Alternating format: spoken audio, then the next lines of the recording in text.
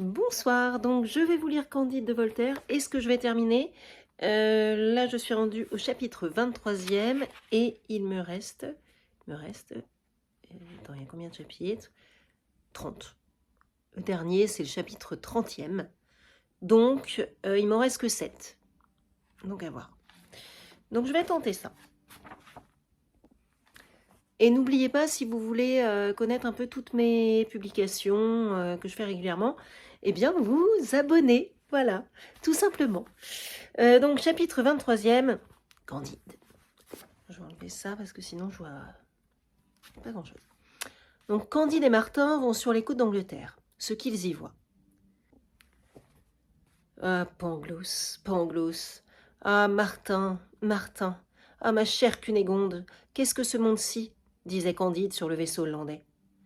Quelque chose de bien fou et de bien abominable, répondait Martin. Vous connaissez l'Angleterre? Y est-on aussi fou qu'en France? C'est une autre espèce de folie, dit Martin.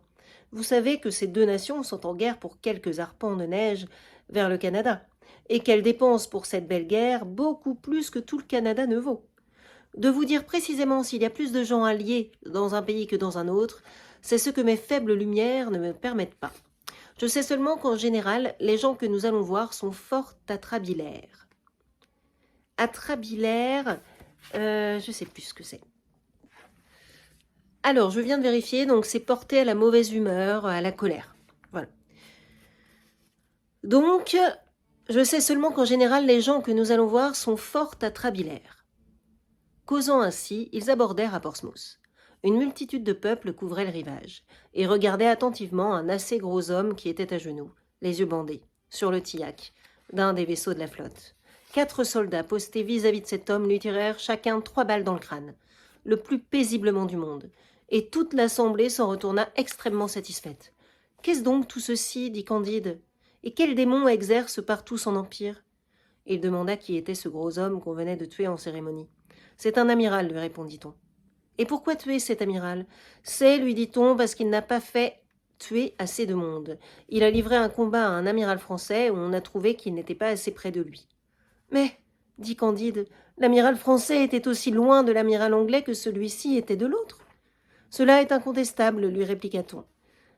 Mais dans ce pays-ci, il est bon de tuer de temps en temps un amiral pour encourager les autres.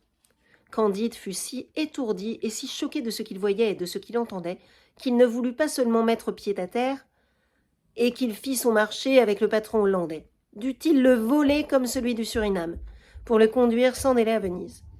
Le patron fut prêt au bout de 2 jours. On côtoya la France, on passa à la vue de Lisbonne et Candide frémit. On entra dans le détroit et dans la Méditerranée. Enfin, on aborda à Venise. « Dieu soit loué, dit Candide, en embrassant Martin. C'est ici que je reverrai la belle Cunégonde. Je compte sur Cacambo comme sur moi-même. Tout est bien, tout va bien, tout va le mieux qu'il soit possible. » Chapitre 24e. De Paquette et de frères Giroflée. Dès qu'il fut à Venise, il fit chercher Cacambo dans tous les cabarets, dans tous les cafés, chez toutes les filles de joie, et ne le trouva point. Il envoyait tous les jours à la découverte de tous les vaisseaux et de toutes les barques. Nulle nouvelle de Cacambo. « Quoi » disait-il à Martin. « J'ai eu le temps de passer de Suriname à Bordeaux, d'aller de Bordeaux à Paris, de Paris à Dieppe, de Dieppe à Portsmouth, de côtoyer le Portugal et l'Espagne, de traverser toute la Méditerranée, de passer quelques mois à Venise, et la belle Cunégonde n'est point venue. Je n'ai rencontré au lieu d'elle qu'une drôlesse et un abbé Périgourdin. Cunégonde est morte sans doute. Je n'ai plus qu'à mourir. Ah, il valait mieux rester dans le paradis du Dorado que de revenir dans cette maudite Europe. Que vous avez raison, mon cher Martin. Tout n'est qu'illusion et calamité. » Il tomba dans une mélancolie noire, et ne prit aucune part à l'opéra à la moda, ni aux autres divertissements du carnaval. Pas une dame ne lui donna la moindre tentation. Martin lui dit « Vous êtes bien simple, en vérité, de vous figurer qu'un valet métis qui a 5 ou 6 millions dans ses poches ira chercher votre maîtresse au bout du monde et vous l'amènera à Venise. Il la prendra pour lui, s'il la trouve. S'il ne la trouve pas, il en prendra une autre. Je vous conseille d'oublier votre valet Cacambo et votre maîtresse Cunégonde. » Martin n'était pas consolant. La mélancolie de Candide augmenta. Et Martin ne cessait de lui prouver qu'il y avait peu de vertu et peu de bonheur sur la terre, excepté peut-être dans Eldorado où personne ne pouvait aller. En disputant sur cette matière importante et en attendant Cunégonde, Candide aperçut un jeune Théatin, dans la place Saint-Marc, qui tenait sous le bras une fille. Le Théatin paraissait frais, potelé, vigoureux. Ses yeux étaient brillants, son air assuré, sa mine haute, sa démarche fière. La fille était très jolie et chantait. Elle regardait amoureusement son Théatin et de temps en temps lui pinçait ses grosses joues. Vous m'avouerez, du moins, dit Candide à Martin, que ces gens-ci sont heureux. Je n'ai trouvé jusqu'à présent, dans toute la terre habitable, excepté dans Eldorado, que des infortunés. Mais pour cette fille et ce Théatin, je gage que ce sont des créatures très heureuses. Je gage que non, dit Martin. Il n'y a qu'à les prier à dîner, dit Candide, et vous verrez si je me trompe. Alors un Théatin, c'est un religieux. Aussitôt il les aborde. Il leur fait son compliment et les invite à venir à son hôtellerie manger des macaronis, des perdrix de Lombardie, des œufs d'esturgeon et à boire du vin de Montepulciano, du Lacryma Christi, du Chypre et du Samos. La demoiselle rougit. Le Théatin accepta la partie et la fille le suivit en regardant Candide avec des yeux de surprise et de confusion, qui furent obscurcis de quelques larmes. À peine fut-elle entrée dans la chambre de Candide qu'elle lui dit « Et quoi, monsieur Candide, ne reconnaît plus Paquette ?» À ces mots, Candide, qui ne l'avait pas considéré jusque-là avec attention parce qu'il n'était occupé que de Cunégonde, lui dit « Oh, hélas, ma pauvre enfant, c'est donc vous qui avez mis le docteur Pangloss dans le bel état où je l'ai vu ?»« Hélas, monsieur, c'est moi-même, dit Paquette. Je vois que vous êtes instruit de tout. J'ai su les malheurs épouvantables arriver à toute la maison de madame la baronne et à la belle Cunégonde. Je vous jure que ma destinée n'a guère été moins triste. J'étais fort innocente quand vous m'avez vue. Un cordelier qui était mon confesseur me séduisit aisément. Les suites en furent affreuses. Je fus obligée de sortir du château quelque temps après que monsieur le baron vous eût renvoyé à grands coups de pied dans le derrière. Si un fameux médecin n'avait pas pris pitié de moi, j'étais morte. Je fus quelque temps par reconnaissance la maîtresse de ce médecin. Sa femme, qui était jalouse à la rage, me battait tous les jours impitoyablement. C'était une furie. Ce médecin était le plus laid de tous les hommes, et moi la plus malheureuse de toutes les créatures, d'être battue continuellement pour un homme que je n'aimais pas. Vous savez, monsieur, combien il est dangereux pour une femme acariâtre d'être l'épouse d'un médecin.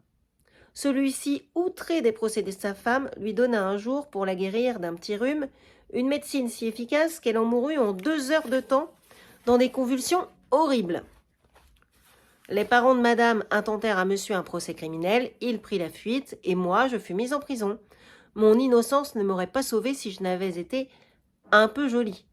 Le juge m'élargit à condition qu'il succéderait au médecin. Ouais. Je fus bientôt supplantée par une rivale, chassée sans récompense et obligée de continuer ce métier abominable qui vous paraît si plaisant à vous autres, hommes, et qui n'est pour nous qu'un abîme de misère. Non, évidemment, là, hein, elle fait part de... elle a dû se prostituer pour s'en sortir, quoi. J'allais exercer la profession à Venise. Ah, monsieur, si vous pouviez vous imaginer ce que c'est que d'être obligé de caresser indifféremment un vieux marchand, un avocat, un moine, un gondolier, un abbé, d'être exposé à toutes les insultes, à toutes les avanies, d'être souvent réduite à emprunter une jupe pour aller se la faire lever par un homme dégoûtant, d'être volé par l'un de ce qu'on a gagné avec l'autre, d'être rançonné par les officiers de justice et de n'avoir en perspective qu'une vieillesse affreuse, un hôpital et un fumier. Vous concluriez que je suis une des plus malheureuses créatures du monde. Paquette ouvrait ainsi son cœur au bon Candide dans un cabinet en présence de Martin qui disait à Candide « Vous voyez que j'ai déjà gagné la moitié de la gageure. » Frère Giroflée était resté dans la salle à manger et buvait un coup en attendant le dîner. Mais dit Candide à Paquette « Vous aviez l'air si gai, si content quand je vous ai rencontré. Vous chantiez, vous caressiez le Théatin avec une complaisance naturelle. Vous m'avez paru aussi heureuse que vous prétendez être infortunée. »« Ah, monsieur, répondit Paquette, c'est encore là une des misères du métier. J'ai été hier volée et battue par un officier et il faut aujourd'hui que je paraisse de bonne humeur pour plaire à un moine. » Candide n'en voulut pas davantage. Il avoua que Martin avait raison. On se mit à table avec Paquette et le Théatin. Le repas fut assez amusant, et sur la fin on se parla avec quelque confiance. « Mon père, dit Candide au moine, vous me paraissez jouir d'une destinée que tout le monde doit envier. La fleur de la santé brille sur votre visage, votre physionomie annonce le bonheur. Vous avez une très jolie fille pour votre récréation, et vous paraissez très content de votre état de Théatin. » Ma foi, monsieur, dit frère Giroflée, je voudrais que tous les théatins fussent au fond de la mer. J'ai été tenté 100 fois de mettre le feu au couvent et d'aller me faire turc. Mes parents me forcèrent à l'âge de 15 ans d'endosser cette détestable robe, pour laisser plus de fortune à un maudit frère aîné que Dieu confonde. La jalousie, la discorde, la rage habitent dans le couvent. Il est vrai que j'ai prêché quelques mauvais sermons, qui m'ont valu un peu d'argent dont le prieur me vole la moitié. Le reste me sert à entretenir des filles. Mais quand je rentre le soir dans le monastère, je suis près de me casser la tête contre les murs du dortoir. Et tous mes confrères sont dans le même cas.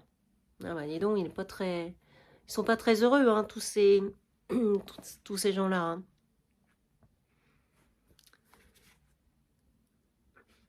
On arrive à faire semblant, et puis finalement, c'est pas...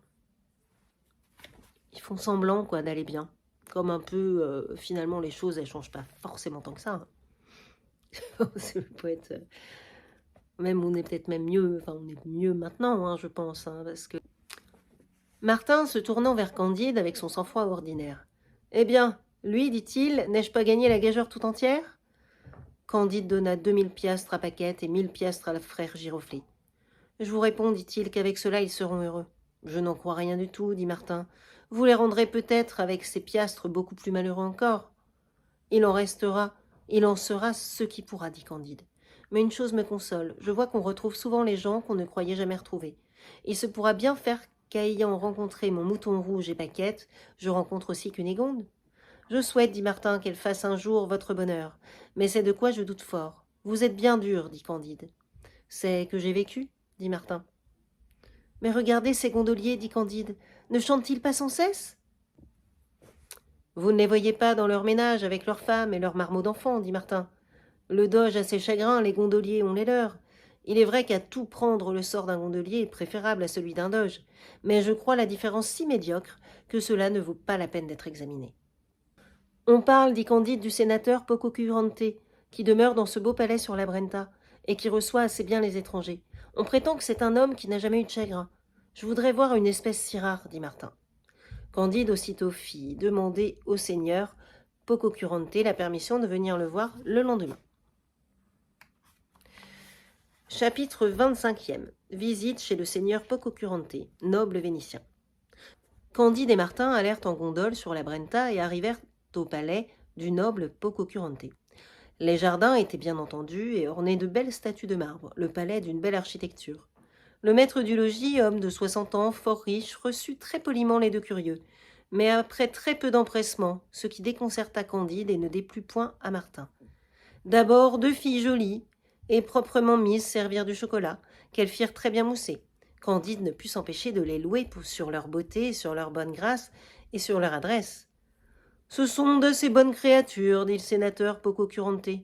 Je les fais quelquefois coucher dans mon lit, car je suis bien là des dames de la ville, de leur coquetterie, de leur jalouserie, de leurs querelles, de leur rumeur, de leur petitesse, de leur orgueil, de leur sottise, et des sonnets qu'il faut faire ou commander pour elles.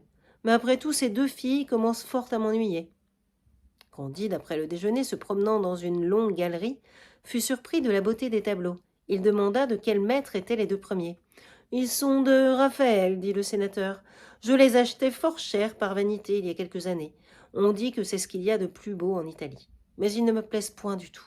La couleur en est très rembrunie, les figures ne sont pas assez arrondies et ne sortent point assez. Les draperies ne ressemblent en rien à une étoffe. En un mot, quoi qu'on en dise, je ne trouve point là une imitation vraie de la nature. Je n'aimerais un tableau que quand je croirais voir la nature elle-même.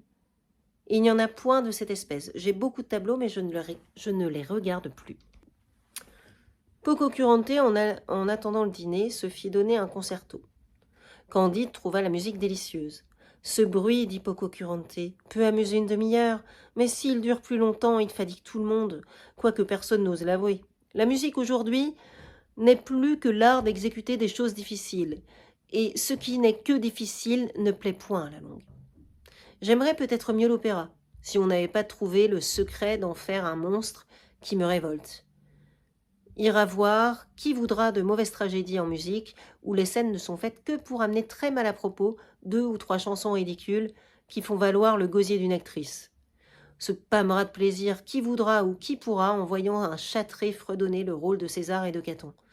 et se promener d'un air gauche sur des planches. Pour moi, il y a longtemps que j'ai renoncé à ces pauvretés qui font aujourd'hui la gloire de l'Italie, et que des souverains payent si chèrement.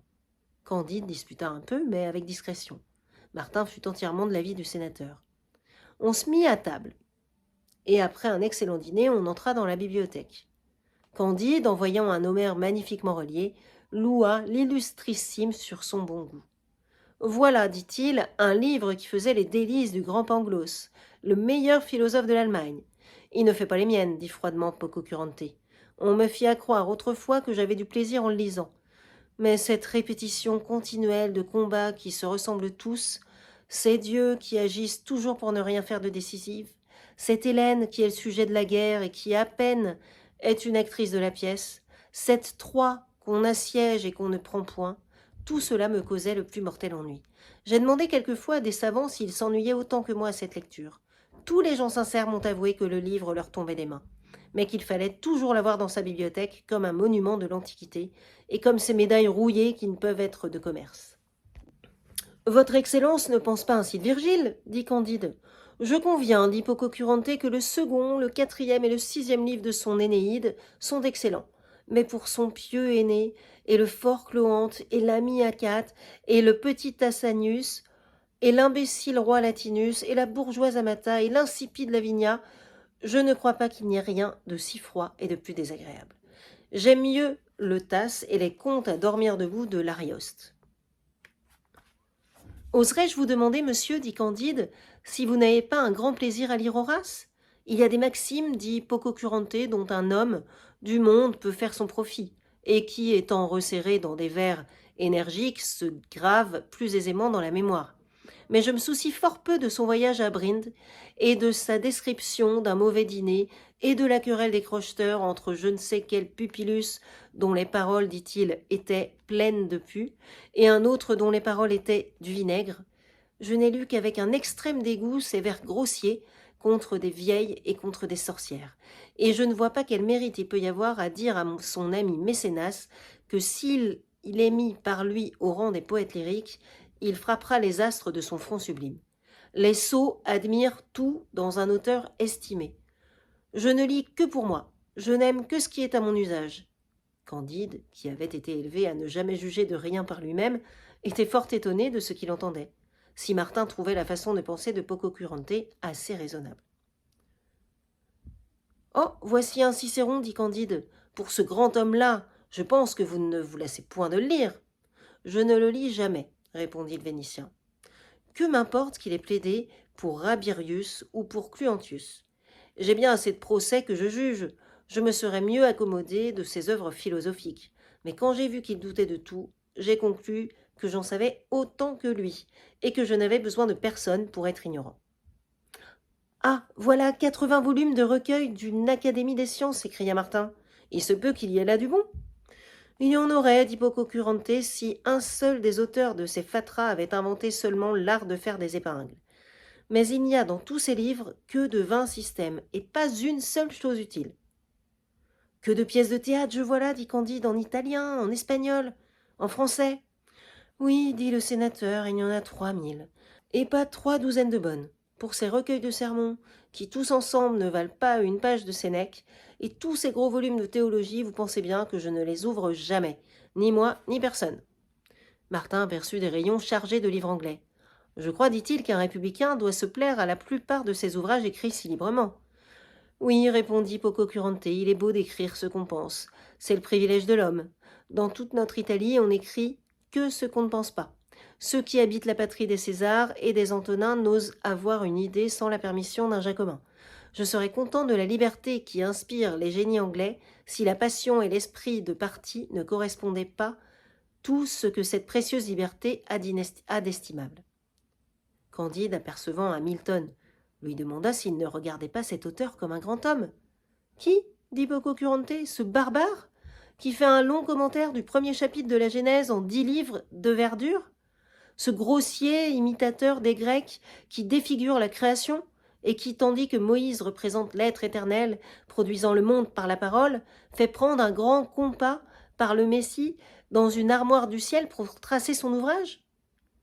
Moi, J'estimerais celui qui a gâté l'enfer et le diable du Tasse, qui déguise Lucifer tantôt en crapaud, tantôt en pygmée, qui lui fait rebattre 100 fois les mêmes discours, qui le fait disputer sur la théologie, qui, en imitant sérieusement l'invention comique des armes à feu de l'Arioste, fait tirer le canon dans le ciel par les diables. Ni moi, ni personne en Italie n'a pu se plaire à toutes ces tristes extravagances. Le mariage du péché et de la mort et les couleuvres dont le péché accouche font vomir tout homme qui a le goût un peu délicat, et sa longue description d'un hôpital n'est bonne que pour un fossoyeur. Ce poème obscur, bizarre et dégoûtant fut méprisé à sa naissance. Je le traite aujourd'hui comme il fut traité dans sa patrie par les contemporains. Au reste, je dis ce que je pense, et je me soucie fort peu que les autres pensent comme moi. Candide était affligé de ces discours. Il respectait Homère, il aimait un peu Milton. Hélas, dit-il tout bas à Martin, j'ai bien peur que cet homme-ci n'ait un souverain mépris pour nos poètes allemands. Il n'y aurait pas grand mal à cela, dit Martin. Oh, quel homme supérieur, disait encore Candide entre ses dents, quel grand génie que ce Pococurante, rien ne peut lui plaire. Après avoir fait ainsi la revue de tous les livres, ils descendirent dans le jardin. Candide en loua toutes les beautés. Je ne sais rien de si mauvais goût, dit le maître.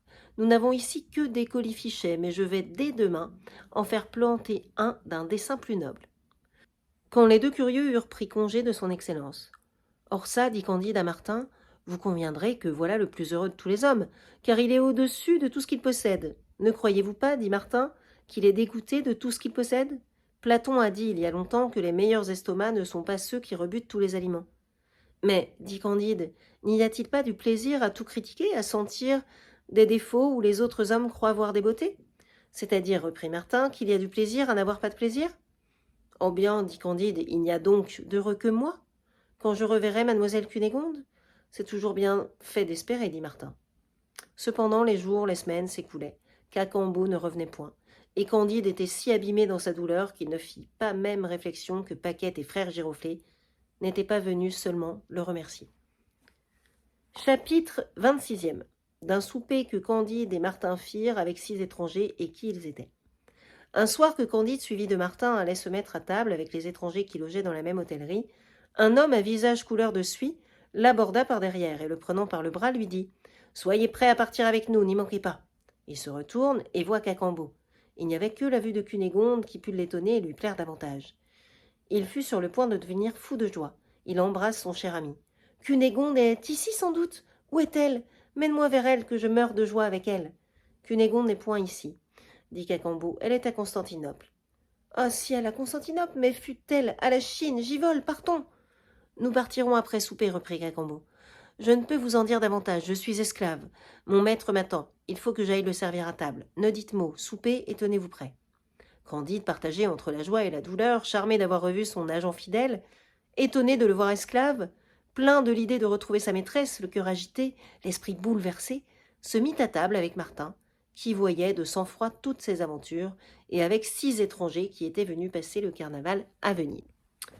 Cacambo, qui versait à boire à l'un de ces étrangers, s'approcha de l'oreille de son maître sur la fin du repas et lui dit « Sire, votre majesté partira quand elle voudra. Le vaisseau est prêt. » Ayant dit ces mots, il sortit. Les convives, étonnés, se regardaient sans proférer une seule parole.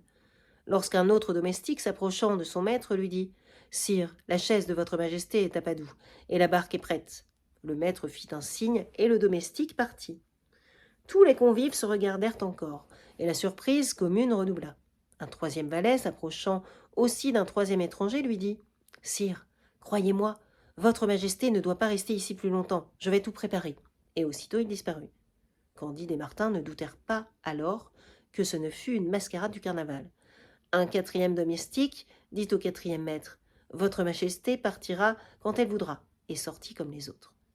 Le 5e valet en dit autant au 5e maître. Mais le 6e valet parla différemment au 6e étranger, qui était auprès de Candide. Il lui dit « Ma foi, sire, on ne veut plus faire de crédit à votre majesté, ni à moi non plus. Et nous pourrions bien être coiffés cette nuit, vous et moi. Je vais pourvoir à mes affaires. Adieu. » Tous les domestiques ayant disparu, les 6 étrangers, Candide et Martin, demeurèrent dans un profond silence. Enfin, Candide le rompit. « Messieurs, dit-il, voilà une singulière plaisanterie. Pourquoi êtes-vous tous rois? Pour moi, je vous avoue que ni moi ni Martin, nous ne le sommes. » Le maître de Cacambo prit alors gravement la parole et dit en italien. « Je ne suis point plaisant, je m'appelle Ahmed III. J'ai été grand sultan plusieurs années. Je détrônais mon frère, mon neveu m'a détrôné, on a coupé le cou à mes vizirs. J'achève ma vie dans le vieux sérail. Mon neveu, le grand sultan Mahmoud, me permet de voyager quelquefois pour ma santé. Et je suis venu passer le carnaval à Venise. » Un jeune homme qui était auprès d'Ahmed parla après lui et dit « Je m'appelle Ivan. J'ai été empereur de toutes les Russies. J'ai été détrôné au berceau. Mon père et ma mère ont été enfermés. On m'a élevé en prison. J'ai quelquefois la permission de voyager, accompagné de ceux qui me gardent. Et je suis venu passer le carnaval à Venise. » Le troisième dit « Je suis Charles-Édouard, roi d'Angleterre. Mon père m'a cédé ses droits au royaume. J'ai combattu pour les soutenir. On a arraché le cœur à 800 de mes partisans et on en a battu les joues. J'ai été mis en prison. Je vais à Rome faire une visite au roi mon père, détrôné ainsi que moi et mon grand-père, et je suis venu passer le carnaval à Venise. » Le quatrième prit alors la parole et dit « Je suis roi des Polaques. Le sort de la guerre m'a privé de mes états héréditaires. Mon père a éprouvé les mêmes revers. Je me résigne à la providence comme le sultan Ahmed, l'empereur Ivan et le roi Charles-Édouard, à qui Dieu donne une longue vie. Et je suis venu passer le carnaval à Venise. » Le cinquième dit « Je suis aussi roi des Polaques. J'ai perdu mon royaume 2 fois. Mais la Providence m'a donné un autre état dans lequel j'ai fait plus de bien que tous les rois des Sarmates ensemble n'en ont jamais pu faire sur les bords de la Vistule. Je me résigne aussi à la Providence et je suis venu passer le carnaval à Venise. » Il restait au 6e monarque à parler. « Messieurs, dit-il, je ne suis pas si grand seigneur que vous, mais enfin j'ai été roi tout comme un autre. Je suis Théodore. On m'a élu roi en Corse, on m'a appelé Votre Majesté.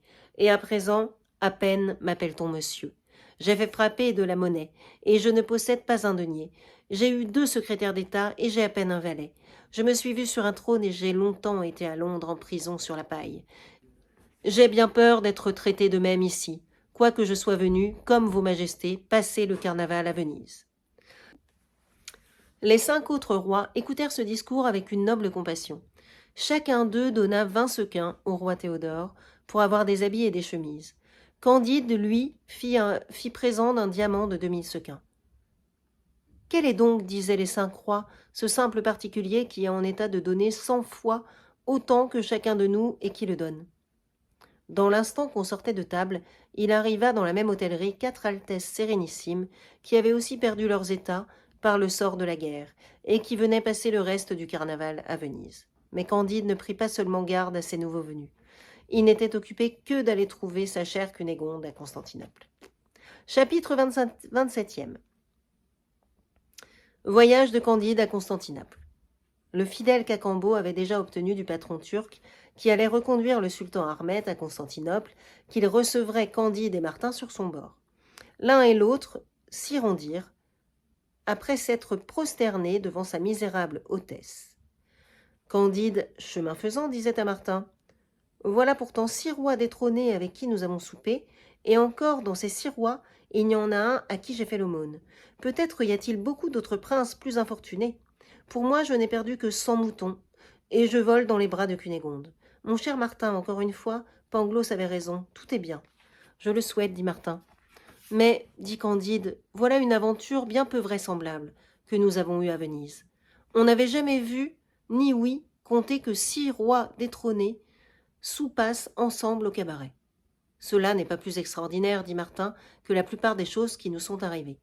Il est très commun que des rois soient détrônés, et à l'égard de l'honneur que nous avons eu de souper avec eux, c'est une bagatelle qui ne mérite pas notre attention. » À peine Candide fut-il dans le vaisseau qu'il sauta au cou de son ancien valet, de son ami Cacambo. « Eh bien, lui dit-il, que fait Cunégonde? Est-elle toujours un prodige de beauté? M'aime-t-elle toujours? Comment se porte-t-elle? Tu lui as sans doute acheté un palais à Constantinople? » « Mon cher maître, répondit Cacambo, Cunégonde lave les écuelles sur le bord de la Propontide, chez un prince qui a très peu d'écuelles. Elle est esclave dans la maison d'un ancien souverain nommé Ragotski, à qui le grand Turc donne 3 écus par jour dans son asile. Mais ce qui est bien plus triste, c'est qu'elle a perdu sa beauté, et qu'elle est devenue horriblement laide. « Ah, belle ou laide, dit Candide, je suis honnête homme, et mon devoir est de l'aimer toujours. Mais comment peut-elle réduite à un état si abject avec les 5 ou 6 millions que tu avais apportés? Bon, dit Cacambo, ne m'en a-t-il pas fallu donner 2 millions au seigneur Don Fernando d'Ibarra, y Figueroa, y Mascarenhas, y Lampourdos, y Souza, gouverneur de Buenos Aires, pour avoir la permission de reprendre mademoiselle Cunégonde. Et un pirate ne nous a-t-il pas bravement dépouillés de tout le reste?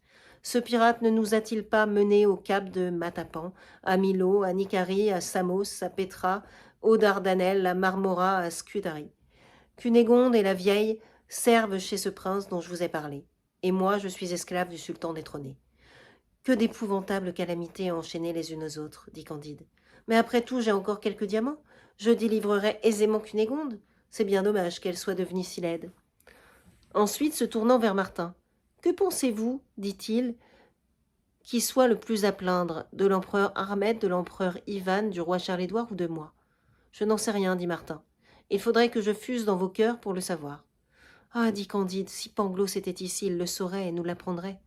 Je ne sais, dit Martin, avec quelle balance votre Pangloss aurait pu peser les infortunes des hommes et apprécier leur douleur. Tout ce que je présume, c'est qu'il y a des millions d'hommes sur la terre, 100 fois plus à plaindre que le roi Charles-Édouard, l'empereur Ivan et le sultan Ahmed. Cela pourrait bien être, dit Candide. On arriva en peu de jours sur le canal de la mer Noire. Candide commença par racheter Cacambo fort cher, et sans perdre de temps, il se jeta dans une galère, avec ses compagnons, pour aller sur le rivage de la Propontide, chercher Cunégonde, quelque laide qu'elle pût être.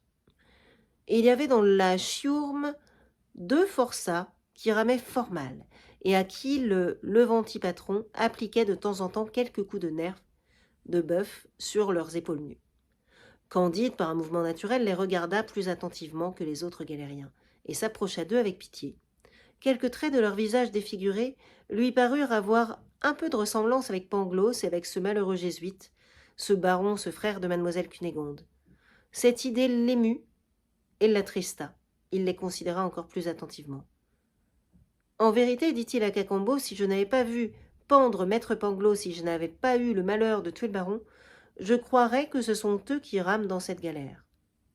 Au nom du baron et de Pangloss, les 2 forçats poussèrent un grand cri, s'arrêtèrent sur leurs bancs et laissèrent tomber leurs rames. Le levanti-patron accourait sur eux, et les coups de nerfs de bœuf redoublaient. « Arrêtez, arrêtez, seigneur !» s'écria Candide. « Je vous donnerai tant d'argent que vous voudrez. »« Quoi ? C'est Candide » disait l'un des forçats. « Quoi ? C'est Candide » disait l'autre. « Est-ce un songe » dit Candide. « Veillais-je ? Suis-je dans cette galère ? Est-ce là, monsieur le baron, que j'ai tué? Est-ce là, maître Pangloss, que j'ai vu pendre? C'est nous-mêmes, répondait-il. Quoi? C'est là ce grand philosophe, disait Martin. Eh, monsieur le levanti-patron, dit Candide, combien voulez-vous d'argent pour la rançon de monsieur de Thundertentronckh, un des premiers barons de l'Empire, et de monsieur Pangloss, le plus profond métaphysicien d'Allemagne? Chien de chrétien, répondit le levanti-patron, puisque ces 2 chiens de forçats chrétiens sont des barons et des métaphysiciens, ce qui est sans doute une grande dignité dans leur pays, tu m'en donneras 50 000 sequins. Vous les aurez, monsieur.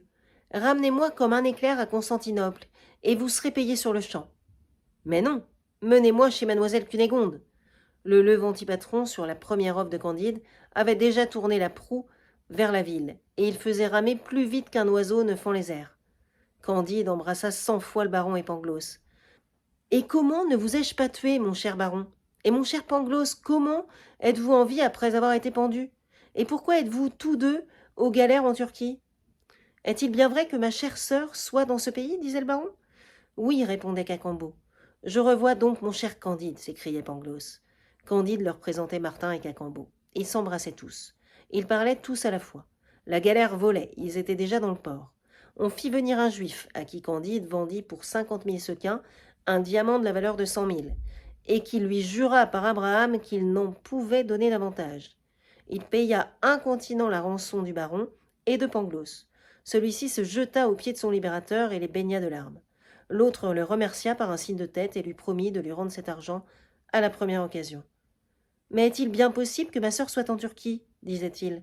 « Rien n'est si possible, reprit Cacambo, puisqu'elle écure la vaisselle chez un prince de Transylvanie. » On fit aussitôt venir 2 juifs. Candide vendit encore des diamants. et ils repartirent tous dans une autre galère pour aller délivrer Cunégonde. Chapitre 28e. Ce qui arriva à Candide, à Cunégonde, à Pangloss, à Martin, etc. Pardon, encore une fois, dit Candide au baron, pardon, mon révérend père, de vous avoir donné un grand coup d'épée au travers du corps. N'en parlons plus, dit le baron. Je fus un peu trop vif, je l'avoue, mais puisque vous voulez savoir par quel hasard vous m'avez vu aux galères, je vous dirai qu'après avoir été guéri de ma blessure par le frère apothicaire du collège, je fus attaqué et enlevé par un parti espagnol. On me mit en prison à Buenos Aires dans le temps que ma sœur venait d'en partir. Je demandai à retourner à Rome auprès du père général. Je fus nommé pour aller servir d'aumônier à Constantinople auprès de monsieur l'ambassadeur de France.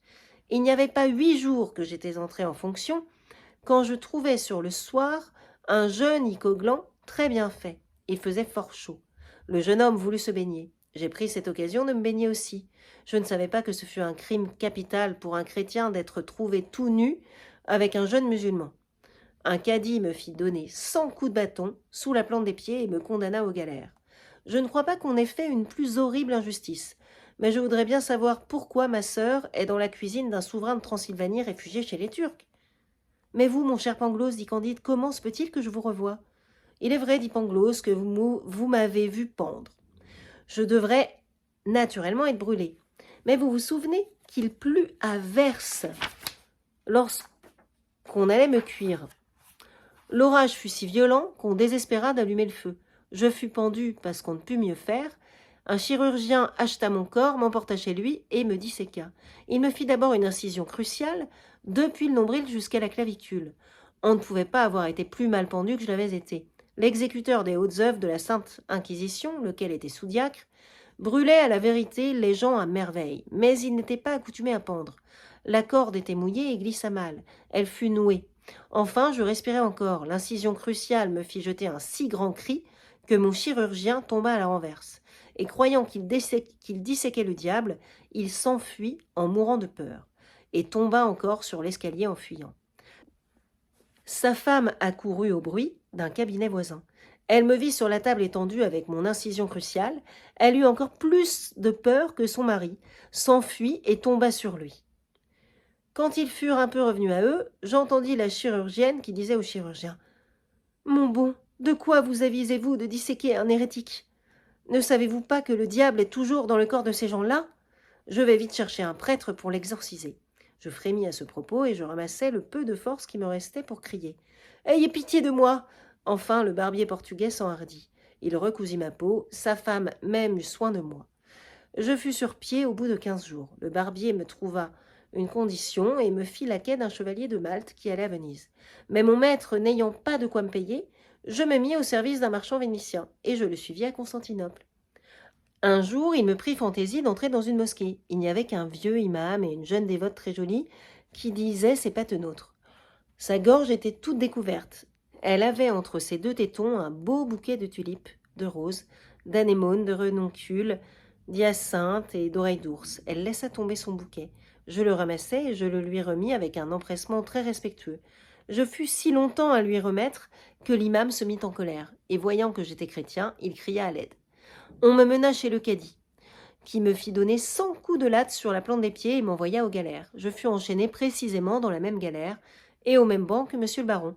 Il y avait dans cette galère 4 jeunes gens de Marseille, 5 prêtres napolitains et 2 moines de Corfou, qui nous dirent que de pareilles aventures arrivaient tous les jours. Monsieur le baron prétendait qu'il avait essuyé une des plus grandes injustices que moi. Je prétendais, moi, qu'il était beaucoup plus permis de remettre un bouquet sur la gorge d'une femme que d'être tout nu avec un icoglan. Nous disputions sans cesse et nous recevions 20 coups de nerfs de bœuf par jour, lorsque l'enchaînement des événements de cet univers vous a conduit dans notre galère et que vous nous avez racheté. Eh bien, mon cher Pangloss, lui dit Candide, quand vous avez été pendu, disséqué, roué de coups et que vous avez ramé aux galères, avez-vous toujours pensé que tout allait le mieux du monde ? Je suis toujours de mon premier sentiment, répondit Pangloss, car enfin je suis philosophe, il ne me convient pas de me dédire. Leibniz, ne pouvant pas avoir tort, et l'harmonie préétablie, étant d'ailleurs la plus belle chose du monde aussi bien que le plein et la matière subtile. Chapitre 29e. Comment Candide retrouva Cunégonde et la vieille. Pendant que Candide, le baron Pangloss, Martin et Cacambo contaient leurs aventures, qu'ils raisonnaient sur les événements contingents ou non contingents de cet univers, qu'ils disputaient sur les effets et les causes, sur le mal moral et sur le mal physique, sur la liberté et la nécessité, sur les consolations que l'on peut éprouver lorsqu'on est aux galères en Turquie, ils abordèrent sur le rivage de la Propontide, à la maison du prince de Transylvanie. Les premiers objets qui se présentèrent furent Cunégonde et la vieille, qui étendaient des serviettes sur des ficelles pour les faire sécher. Le baron pâlit à cette vue, le tendre amant Candide en voyant sa belle Cunégonde rembrunie, les yeux éraillés, la gorge sèche, les joues ridées, les bras rouges et écaillés, recula de 3 pas, saisi d'horreur, et avança ensuite par bon procédé. Elle embrassa Candide et son frère, on embrassa la vieille. Candide les racheta toutes les deux. Il y avait une petite métairie dans le voisinage. La vieille proposa à Candide de s'en accommoder, en attendant que toute la troupe eût une meilleure destinée. Cunégonde ne savait pas qu'elle était enlaidie. Personne ne l'en avait averti. Elle fit souvenir Candide de ses promesses avec un ton si absolu que le bon Candide n'osa pas la refuser. Il signifia donc au baron qu'il allait se marier avec sa sœur. « Je ne souffrirai jamais, dit le baron, une telle bassesse de sa part et une telle insolence de la vôtre. Cette infamie ne me sera jamais reprochée. Les enfants de ma sœur ne pourraient entrer dans les chapitres d'Allemagne. Non, jamais ma sœur n'épousera qu'un baron de l'Empire. » Cunégonde se jeta à ses pieds et les baigna de larmes. Il fut inflexible. « Maître fou, lui dit Candide, je t'ai réchappé des galères, j'ai payé ta rançon, j'ai payé celle de ta sœur. Elle lavait ici des écuelles, elle est laide, j'ai la bonté d'en faire ma femme, et tu prétends encore t'y opposer? Je te retuerais si j'en croyais ma colère. Tu peux me tuer encore, dit le baron, mais tu n'épouseras pas ma sœur de mon vivant. » Chapitre 30e. Conclusion. Candide, dans le fond de son cœur, n'avait aucune envie d'épouser Cunégonde, mais l'impertinence extrême du baron le déterminait à conclure le mariage, et Cunégonde le pressait si vivement qu'il ne pouvait s'en dédire. Il consulta Pangloss, Martin et le fidèle Cacambo. Pangloss fit un beau mémoire par lequel il prouvait que le baron n'avait nul droit sur sa sœur, et qu'elle pouvait, selon toutes les lois de l'Empire, épouser Candide de la main gauche. Martin conclut à jeter le baron dans la mer. Cacambo décida qu'il fallait le rendre au Levanti patron et le remettre aux galères, après quoi on l'enverrait à Rome au père général par le premier vaisseau. L'avis fut trouvé fort bon. La vieille l'approuva. On n'en dit rien à sa sœur. La chose fut exécutée pour quelque argent, et on eut le plaisir d'attraper un jésuite et de punir l'orgueil d'un baron allemand. Il était tout naturel d'imaginer qu'après tant de désastres, Candide, marié avec sa maîtresse et vivant avec le philosophe Pangloss, le philosophe Martin, le prudent Cacambo et la vieille, ayant d'ailleurs rapporté tant de diamants de la patrie des anciens Incas, mènerait la vie du monde la plus agréable. Mais il fut tant friponné par les Juifs qu'il ne lui resta plus rien que sa petite métairie. Sa femme, devenant tous les jours plus laide, devint acariâtre et insupportable. Le pauvre. La vieille était infirme et fut encore de plus mauvaise humeur que Cunégonde. Cacambo, qui travaillait au jardin et qui allait vendre des légumes à Constantinople, était excédé de travail et maudissait sa destinée. Pangloss était au désespoir de ne pas briller dans quelque université d'Allemagne. Pour Martin, il était fermement persuadé qu'on est également mal partout. Il prenait les choses en patience. Candide, Martin et Pangloss disputaient quelquefois de métaphysique et de morale. On y voyait souvent passer sous les fenêtres de la métairie des bateaux chargés d'effendis, de bachas, de Cadiz, qu'on envoyait en exil à Lemos, à Mytilène, à Erzerum. On voyait venir d'autres cadis, d'autres bachas. On voyait venir d'autres cadis, d'autres bachas, d'autres effendis. Alors ça, les effendis, je crois que c'est des gens de loi...